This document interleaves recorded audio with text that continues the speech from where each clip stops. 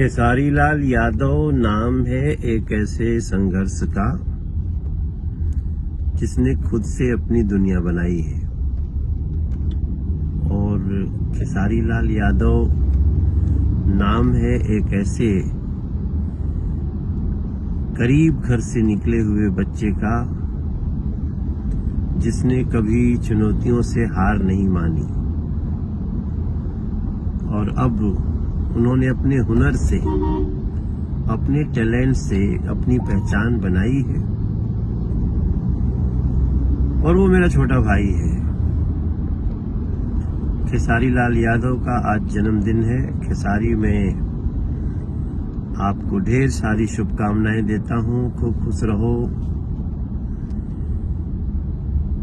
और अपनी सारी प्रतिभाओं को समेटकर और भी अच्छी योजना के साथ दुनिया पे छाए रहो।